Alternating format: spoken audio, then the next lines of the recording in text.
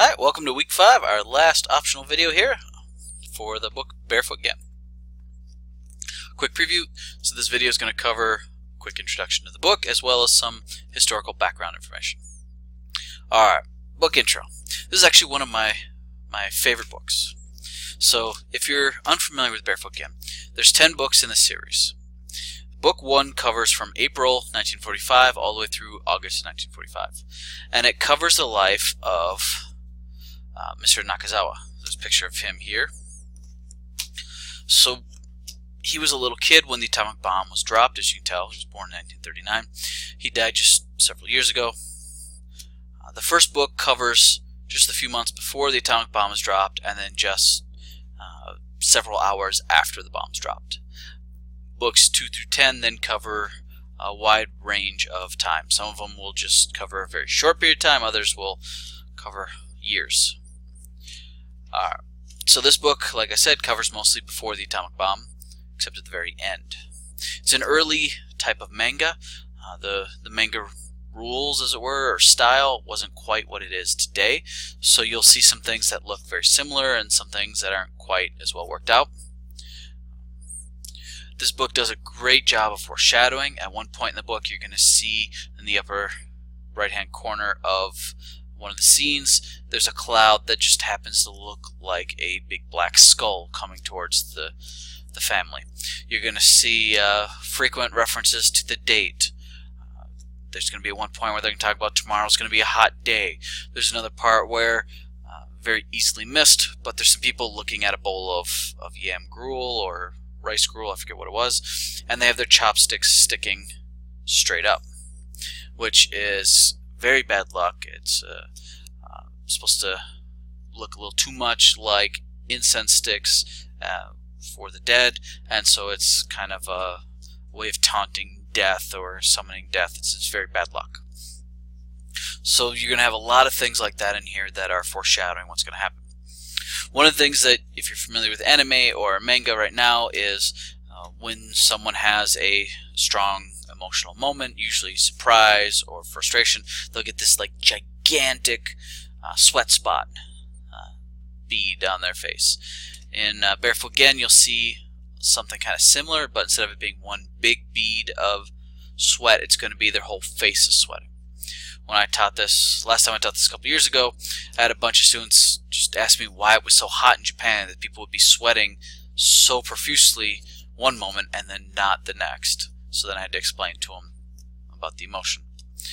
You're going to see that this is a really unflinching look at what Japan was like under the military occupation, how strict it was, things they were forced to do, whether it was stomping on an image of the President of the United States or the black market, even how people were ratting out their neighbors, all sorts of things going on.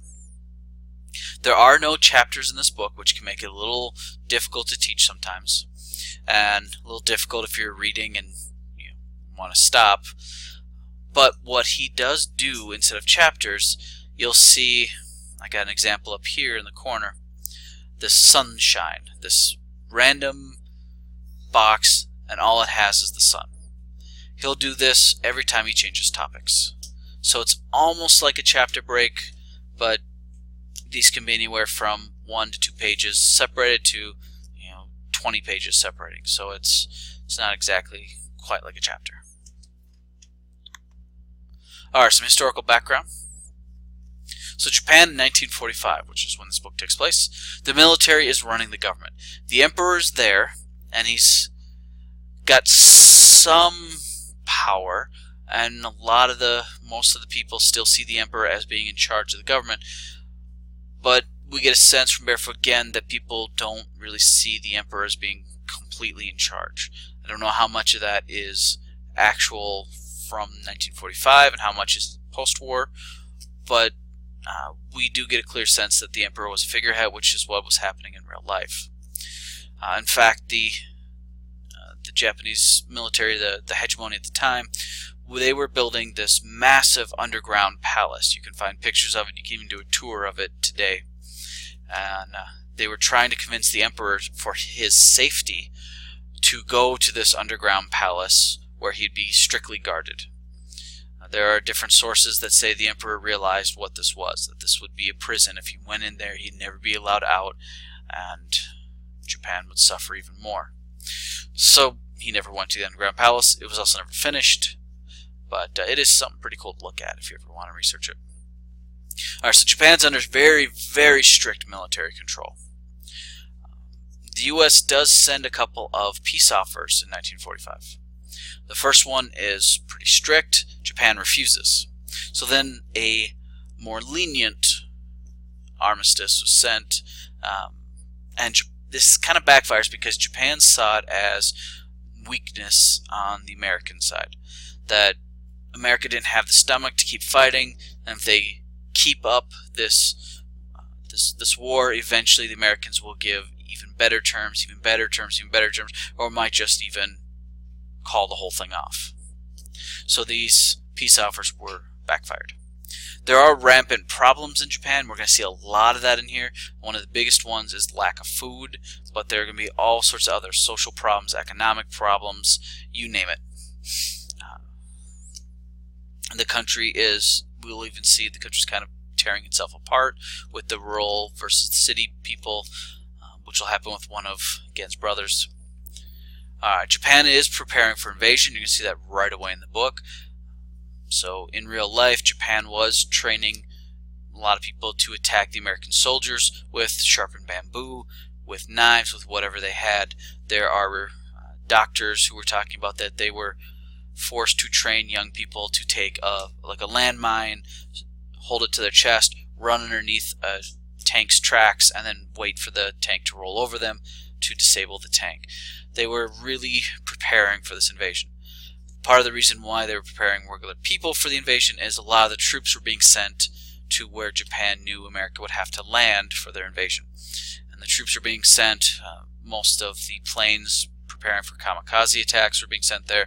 They even created a new type of torpedo, which was a kamikaze type torpedo. Had one person in there kind of steering it. You can't really steer a torpedo all that well, but it was kind of steering it to make it more effective, and all sorts of other things going on. So that's where a lot of the troops were that were on Japan proper. And then August 6th comes, which is near the end of the book. Little boy is dropped on Hiroshima. We see the destruction, and it is an unflinching look at that. Some of the scenes can be hard to look at, which is one of the nice things about the fact that the book is done in the style it's done. If it were more colorful, more detailed, it would be a lot harder to look at those images. A few days later, about 3 days later, we get the second atomic bomb dropped, and once again, after that bomb's dropped, the city is destroyed, lots of horrible things going on, and Japan still didn't surrender. It wasn't until there was a threat of a third bomb being dropped that Japan finally surrendered. A lot of people talk about how we threatened a third bomb and didn't have one, and they say that it was a bluff, but really it wasn't a bluff because we were putting together several more atomic bombs. In fact, one of the invasion plans, one of the early plans, was to march across Japan by first dropping an atomic bomb and then marching our troops up to where that destructed city was, then dropping another bomb and then march the troops up, and then drop another bomb and march, and in that way marching all the way across Japan by dropping dozens of atomic bombs. So when we say that we only had two, a lot of people misconstrue that to mean that was all we had and we didn't have any more, forgetting of course that we were testing new atomic bombs throughout the Cold War. So there were a lot more atomic bombs. But as you're looking through this book,